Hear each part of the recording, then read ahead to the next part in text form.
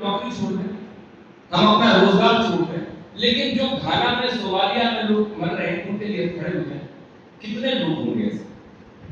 अब उदाहरण दे रहा हूं, अप्रैल या मई का महीना है और सन है 1893, 1893। हिंदुस्तान का एक नौजवान जिसकी उम्र है 21 साल, 69 में पैदा हुए, 22-23 साल मान लो, 22 साल की उम्र, और वो अफ्रीका जाता है। कौन नौजवान? जिसने 1890 में इंग्लैंड से बैरिस्ट्री की, आम परिवार का आदमी नहीं, उसके बाद में काठियावाड़ के जो है वो दीवान, और वो आदमी इंग्लैंड जाता है, वहां से बैरिस्ट्री करता है, लौटता है तो यहाँ दुनिया का सबसे बढ़िया एडवोकेसी का आदमी हो सकता था, फर्म हो सकता था, नहीं बोल सकता, अगर बोलना नहीं आता था तो लॉ फर्म हो सकता। लेकिन उसने क्या चुना? उसने हिंदुस्तान में कल्चर के नाम पे, मजहब के नाम पे, भाषा के नाम पर पॉलिटिक्स करना नहीं चुना। वो 93 में अफ्रीका चला गया और कितने साल लगाए? 22 साल। 1915 15 मई 1915 को वापस लौटा। अपने जीवन के टॉप के 22 साल कहां लगा रहा है? अफ्रीका में। क्या करने?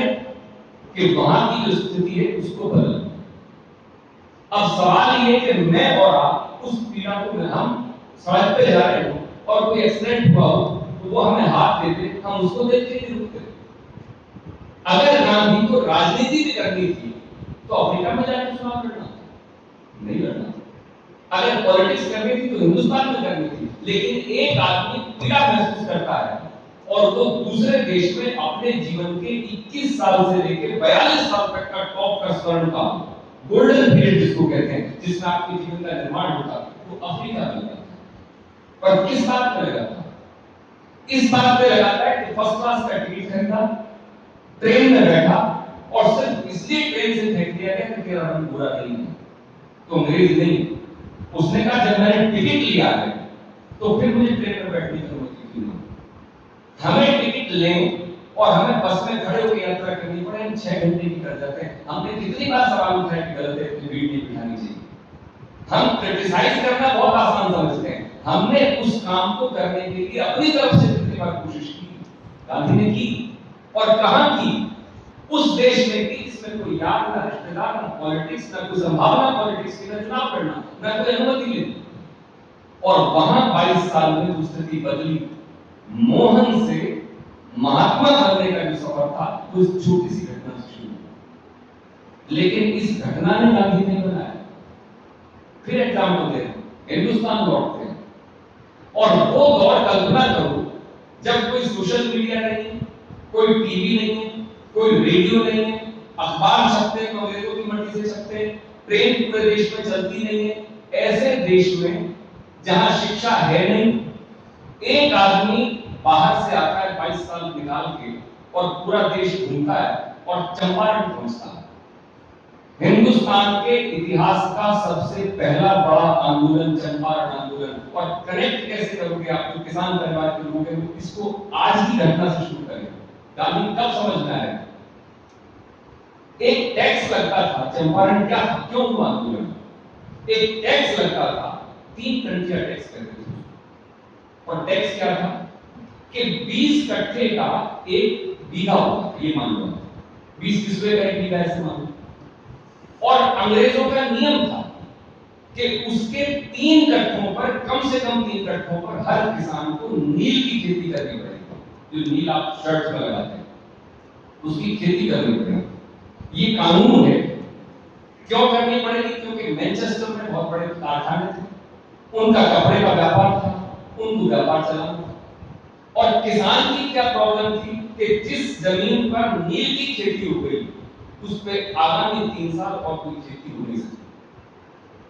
अब किसान की स्थिति उस समय, जब अब कानून बने थे कुछ साल पहले, 3 कानून, वो गांधी वाले तरीके से उन्होंने धरने दिए, 1.5 साल चला।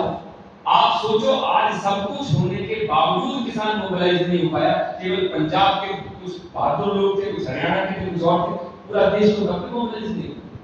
लेकिन उस शख्स ने क्या किया? उस जगह उसको लेकर हड़ताल की, उसको लेकर आंदोलन किए, सबसे बड़ा आंदोलन हुआ। और आपको हैरानी होगी कि आज से लगभग 100 साल पहले की बात है, उस दौरान 20 लाख लोगों को इस टैक्स से छूट मिली। ये गांधी की पावर थी। कब मिली? जब कोई सत्ता हाथ में नहीं है, कोई अखबार हाथ में नहीं है, कोई रेडियो हाथ में नहीं है, कोई टीवी हाथ में नहीं है, सरकार खिलाफ है, अंग्रेजों का शासन है, और ऐसे दौर में वो आदमी एक आंदोलन क्रिएट करता है और अपने आंदोलन से 20 लाख लोगों का टैक्स माफ करवाता है। राजनीति नहीं करनी थी, क्योंकि आजादी मिलने में 27 साल 28 साल तो हमें पता है ना, उस समय तो पता ही नहीं था कि कब आजाद होगा भी नहीं। अगर कोई आदमी निस्वार्थ भाव से यहाँ कोशिश करता है तब गांधी बनता, ऐसे ही गांधी नहीं बनता। लॉर्ड रीडिंग के साथ एक मुलाकात हुई और लॉर्ड रीडिंग कहते हैं कि गांधी क्यों हिंदुस्तान के लोगों को बेवकूफ बना रहे हैं, कि कैसे, कि ऐसे कि हिंदुस्तान के आजाद होने के दो तरीके। एक तरीका ये कि हम आजादी तुम्हें खैरात में दे दें, जो हम देने वाले नहीं, और दूसरा तुम लड़के ले लो, जो तुम्हारी पावर नहीं। क्योंकि जब अंग्रेज आए तो हमारे हथियार कौन से होते थे? तलवार, भाला, ढाल, इनसे लड़ते थे। अंग्रेज किससे लड़ते थे? बंदूकों से, तोपों से। तो लड़ाई तो फोर्सेस की हो ही नहीं सकती। और अगर आप लड़ने पहुंचोगे तो क्लियर बात है, इसमें तो कोई भी बेवकूफ करेगा कि नुकसान आपका है। आपको तलवार चलाने के लिए पास जाना पड़ेगा, वो वहां दूर खड़े हो मारते। तो लड़के आप ले नहीं सकते और भीख में हम देंगे, तो फिर आप कैसे आजादी ले लोगे? क्यों इस देश के 30 करोड़ लोगों को पागल बना रहे? गांधी ने कहा कि आपका नजरिया एक तीसरा रास्ता है, और वो रास्ता ये है कि आप यहाँ इसलिए शासन कर रहे हो क्योंकि हम आपका सहयोग कर रहे हैं। अगर हम सहयोग करना बंद कर देंगे तो आपको 10 दिन में उड़ जाओगे।